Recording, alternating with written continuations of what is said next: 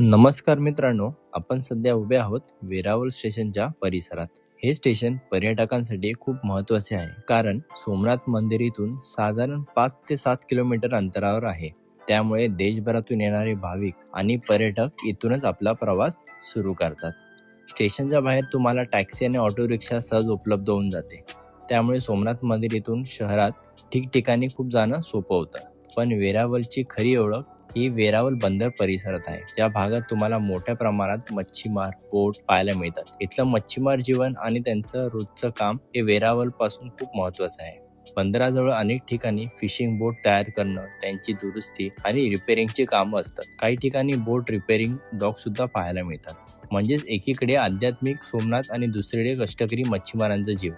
वेरावल हे शहर दोन्हीचं सुंदर मिश्रण आहे. जर तुम्हाला असे ट्रॅव्हल ब्लॉग पाहायला आवडत असतील तर चॅनलला नक्की सबस्क्राईब करा आणि लाईक देखील करा.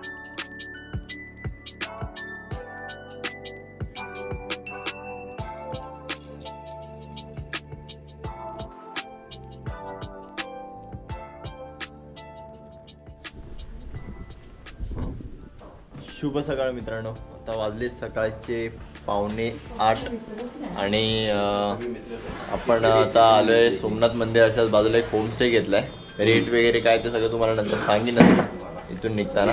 आणि सगळं सामान वगैरे आम्ही ठेवलं आहे. आता फ्रेश वगैरे होऊ आणि अर्धा ते 1 तासामध्ये मंदिराच्या दर्शनाला आपण निघूया.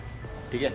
सो मध्ये काही इन्सिडेंट काय असलाच काही शेअर करणार का तर मी तुम्हाला नक्की शेअर करेन. तिची आंघोळ झाली काय? नाही. आणि आज आम्ही आईस्क्रीम परत खाणार आहे.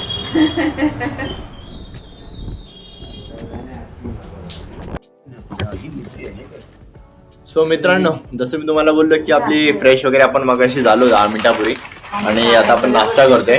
नाश्त्यामध्ये आला इथे फाफडा आहे आणि ढोकला, भजी आणि काय आणले जिलेबी. येस. आणि आहे बघा इथे जिलेबी पण आहे. गुजरातला आले तर आता आपण असंच खायचं. इथे वडापाव बिडापाव काय मिळणार नाही आपल्याला. इकडे आज 2 दिवस हेच खायचंय. आणि ठीक आहे, आता सगळीकडे ते नाश्ता करत आहेत आणि नाश्ता करून जाण्याचा चला. पाण्याची वाटी घेतली तिकडे ना. सगळे रेडी झालेत आणि आता आपण निघालोय. नाश्ता विष्टा झाला. येस. आता आपण घेऊया सोमनाथ मंदिराचं दर्शन.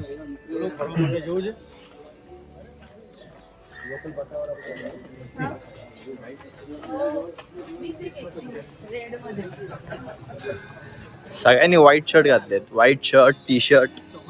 ही तिघ फक्त आहेत.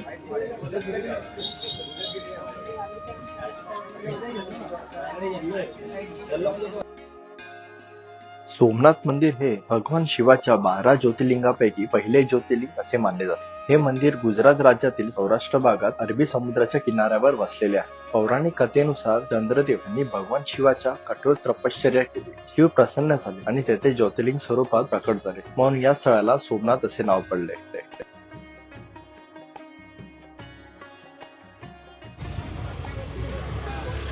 आमचा नाश्ता तर झाला. जरा चहा वगैरे पिऊया, नंतर मग लाईन मध्ये लावूया दर्शनासाठी. सो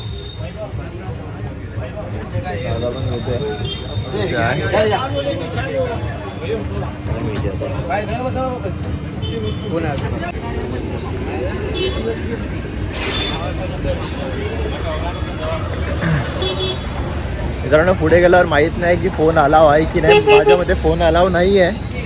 सो आपण फोन नंतर लॉकर मध्ये जाणार आहे. जेवढं शक्य होईल तेवढं तुम्हाला दाखवेन मी.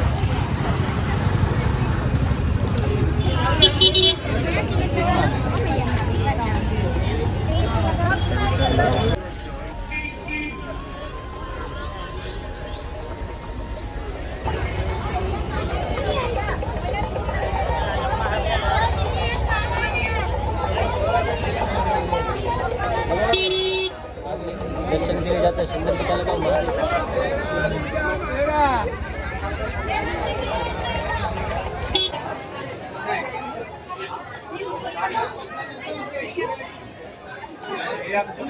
चप्पल वाले नाही मोबाईल फोन वाले.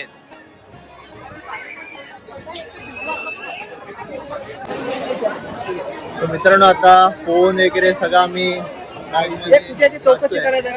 लॉकर मध्ये टाकणार आहे. So याच्या पुढे काय मी तुम्हाला शूट करून दाखवू शकत नाही. तो जेवढा पॉसिबल आहे तेवढं मी दाखवतो. ठीक आहे.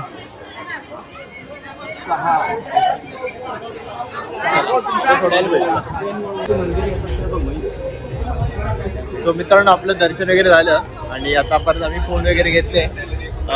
ॲक्च्युली फोन वगैरे काय अलाउड नाही आतमध्ये, त्यामुळे मला काय शूट वगैरे काय करायला मिळालं नाही.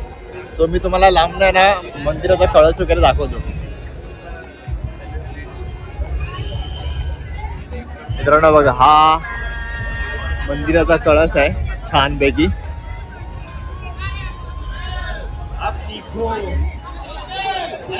आणि आता सगळ्यांना हातात फोन मिळालेत.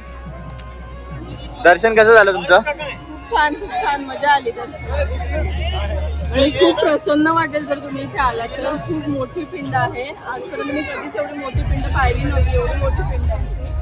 मला तर यायचं तर प्लीज या इकडे दर्शनाला. खूप छान वाटेल. सोमनाथ मंदिराचा इतिहास हा श्रद्धा आणि संघर्षाचा इतिहास आहे. इसवी सन 1026 मध्ये महमूद गझनीने या मंदिरावर आक्रमण केले आणि मंदिर उद्ध्वस्त केले. यानंतर अनेक शतकांमध्ये हे मंदिर पुन्हा पुन्हा तोडले गेले, पण प्रत्येक वेळी हिंदू राजे आणि भक्तांनी श्रद्धेच्या बळावर मंदिराची पुनर्स्थापना केली. अरबी समुद्राच्या लाटांसमोर उभे असलेले सोमनाथ मंदिर आपल्याला एकच संदेश देतं: विध्वंस होऊ शकतो पण श्रद्धा कधीच नष्ट होत नाही.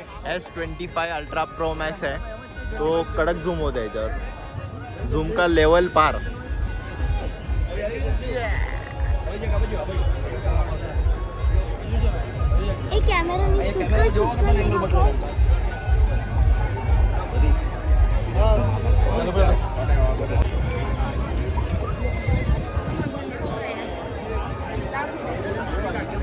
सो मित्रांनो आता इकडे फोटोशूट चालले. 1-1.5 तासानंतर 2-2.5 तासानंतर आम्हाला ऑलमोस्ट फोन मिळाला. तर आता इकडे फोनचा पुरेपूर वापर.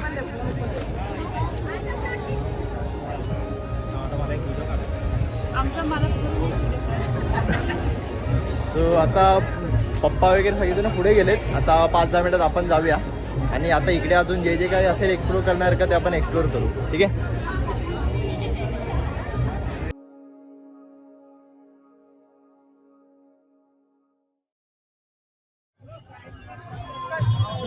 नारळ पाणी पिऊया आता. पान भरपूर लागले.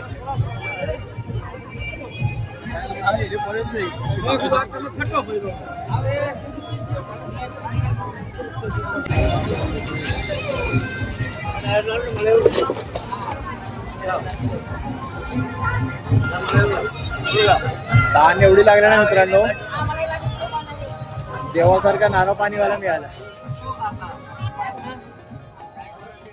सोमनाथ मंदिराचा इतिहास पाहता परकीय आक्रमणामुळे हे मंदिर अनेक वेळा उद्ध्वस्त झाले होते. 18व्या शतकात सोमनाथ मंदिराची अवस्था अत्यंत दयनीय होती. त्या काळात अहिल्यादेवींनी सोमनाथाच्या पवित्रतेची जाणीव ठेवून मंदिराच्या पुनर्बांधण्यासाठी महत्त्वाचे योगदान दिले. अहिल्यादेवींनी सोमनाथ मंदिराच्या परिसरात शिवलिंगाची प्रतिष्ठापना करून भव्य मंदिर उभारण्याचा संकल्प केला. त्यांनी स्वतःच्या खजिन्यातून मोठ्या प्रमाणात दान दिले. त्यांच्या आदेशाने सोमनाथ मंदिराजवळ नवीन शिवमंदिराची उभारणा करण्यात आली, जे आजही त्यांच्या धार्मिक दृष्टीने प्रतीक मानले जाते. त्यांनी केवळ सोमनाथच नव्हे तर काशी विश्वनाथ, रामेश्वर, द्वारका, गया, उज्जैन, ओंकारेश्वर अशा अनेक तीर्थक्षेत्रांमध्ये मंदिरे, घाट, धर्मशाळा व पाणवठे बांधले. अहिल्यादेवींचे दान हे प्रसिद्धी करता नव्हे तर त्यांच्या श्रद्धाळू कल्याणासाठी होते. सोमनाथ मंदिराचा इतिहास अहिल्यादेवींनी त्यांचे नाव पुनरुज्जीवनाची ज्योत पेटवणाऱ्या महान देवी म्हणून आदराने घेतले जाते. त्यांचे कार्य भारतीय सांस्कृतिक आणि धार्मिक वारशाच्या संरक्षणाने उत्तम उदाहरण आहे.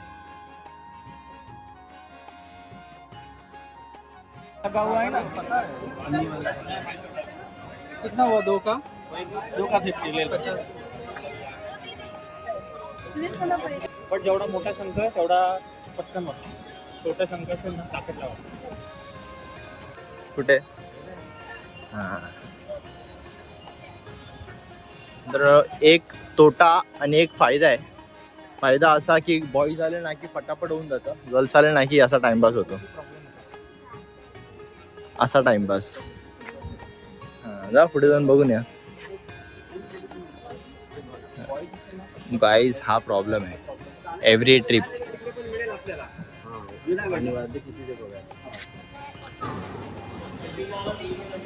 सो मित्रांनो आता आपण आलोय अन्नछत्रमध्ये आणि आता यांचं काय कूपन वगैरे किती आहे काय ते आपल्याला कळेलच. दादा इन्क्वायरीला गेला तिकडे, दादा आणि सिद्धेश, बाकी सगळे आम्ही थांबलोय.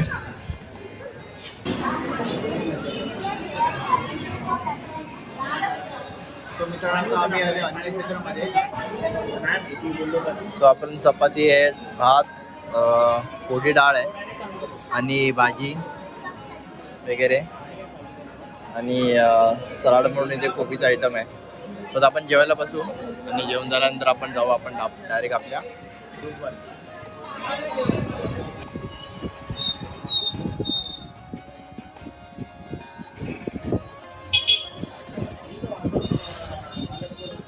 दादा टर्न हो ना टर्न. ये देखो मंकी.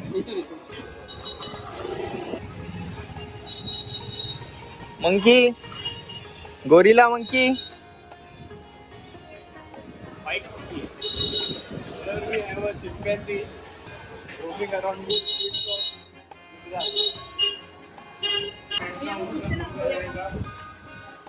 फायनली आता आपण आलोय आपल्या रूम जवळ. फ्रेश होऊया आता, अर्धा तास जरा आराम करूया. आणि परी पण थकली आज, खूप चालले परी, खूप जेवले आज परी, खूप जेवले म्हणून ती थकली आता.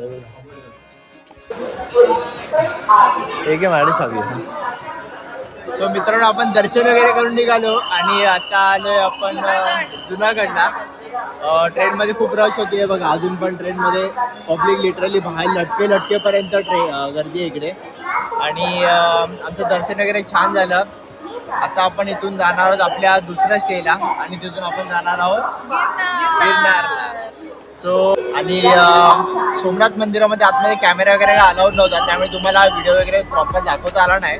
सो बाकी जे काही होतं जेवढं शक्य होईल तेवढं मी तुम्हाला दाखवलं. सो असा काही आपला पूर्ण व्हिडिओ होता. सो आय होप तुम्हाला व्हिडिओ आवडला असेल. व्हिडिओ आवडलाच नक्की लाईक करा, शेअर करा, सबस्क्राईब करायला बिलकुल विसरू नका. असे छान छान व्हिडिओ येत राहतील. ठीक आहे. सो जय गिरनार. जय गिरनार. चलो बाय.